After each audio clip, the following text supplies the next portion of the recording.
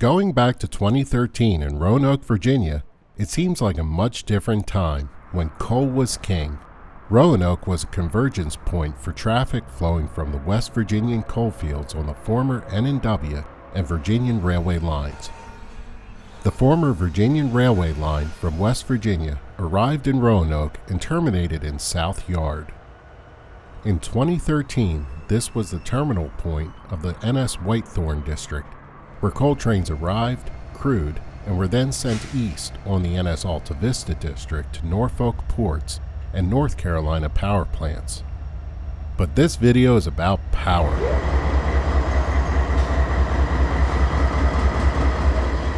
Let's face it, what's up front is one of the things we love most about trains. On March 17, 2013, we go to JK Interlocking within the Roanoke Terminal to watch some big power action in Roanoke's South Yard.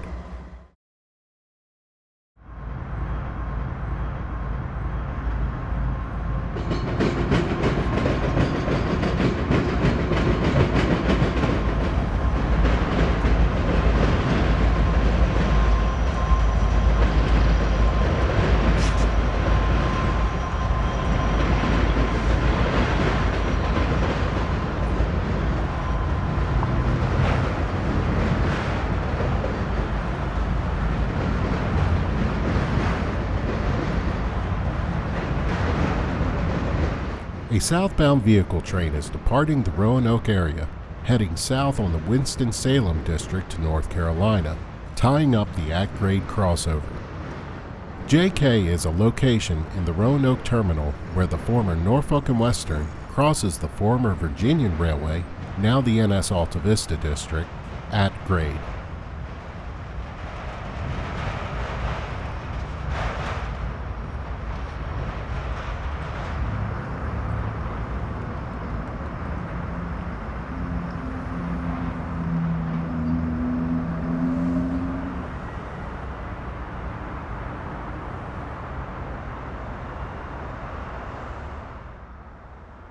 Now that traffic has cleared, we see a lonely high-nosed GP38-2 arrive at the east end of Norfolk Southern's Roanoke South Yard. The crew crosses over at JK on the old Virginian Railway. As daylight fades, they bring this old high-nosed Jeep into the yard to add it to the consist of an outbound coal train. The NS 5142 is an ex-Southern Railway high-nosed locomotive built in 1974 with a 2,000 horsepower rating.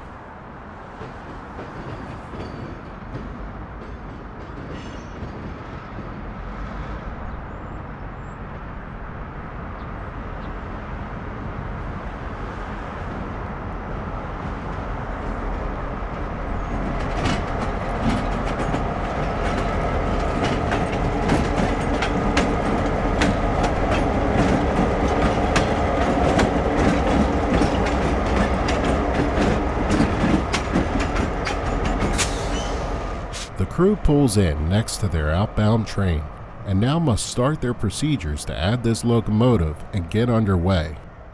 The automatic derails and train activity are controlled by the Roanoke Terminal dispatcher.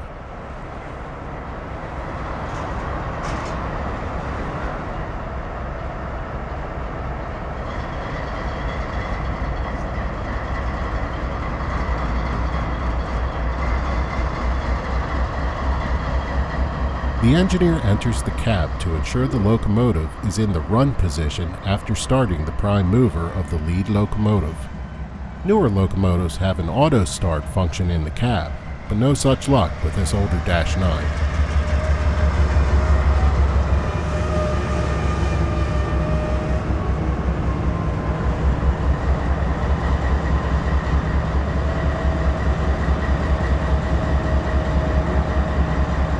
Uncoupling the lead locomotives from the train, the engineer then rechecks to ensure the handbrake wheel is fully released on the locomotive.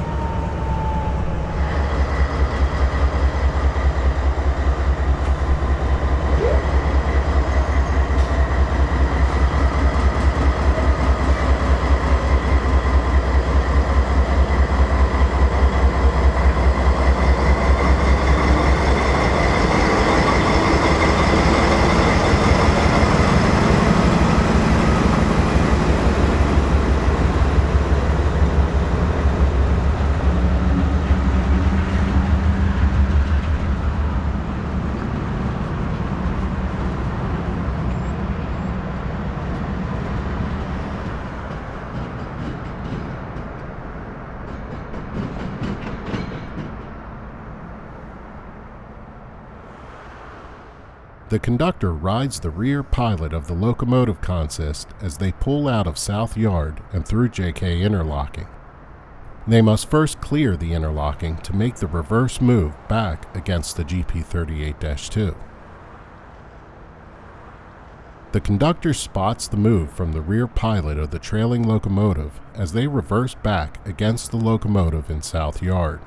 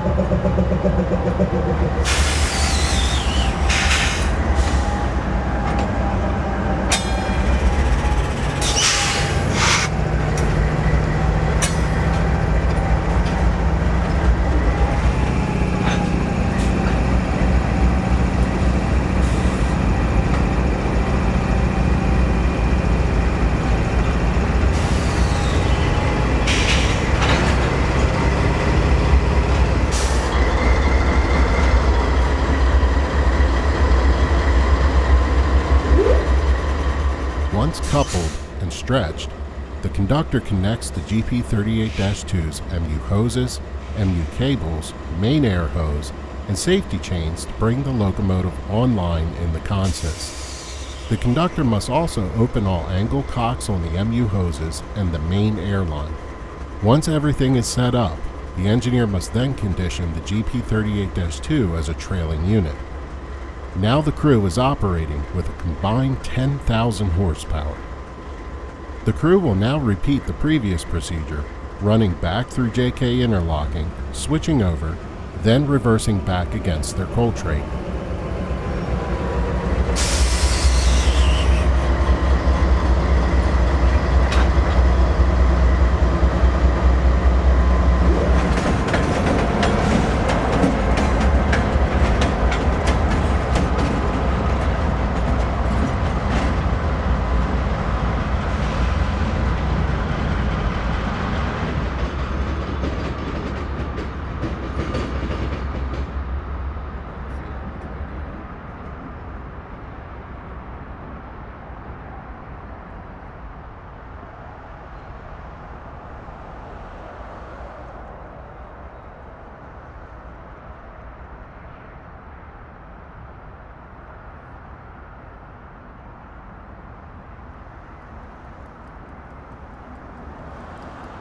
The dispatcher engages the automatic derail protecting the now cleared yard track.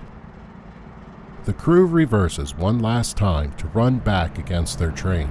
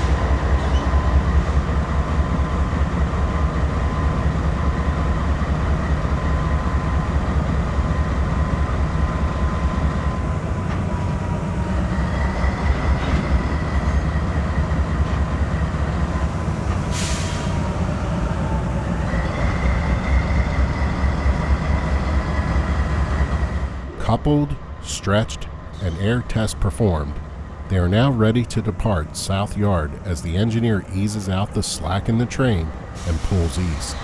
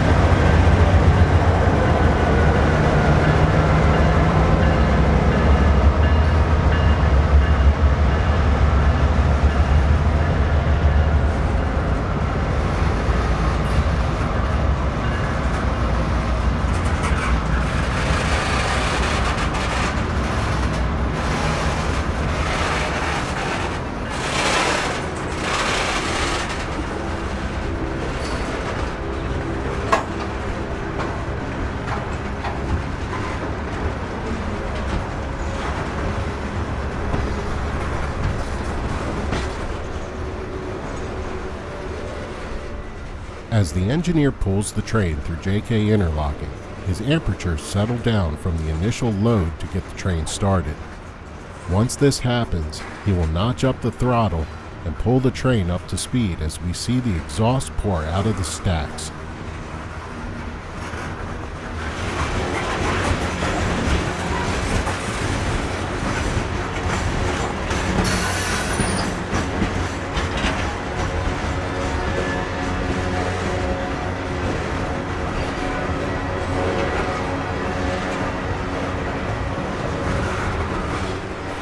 The train speed increases, evidenced by the hum of the wheels on the rails. It was fun to take a close-up look at the process to add a locomotive to a train. This is something that often happens within the big picture of Class 1 mainline coal railroading. We see the coal train soldier out of Roanoke to its final destination, as we bid farewell to this location.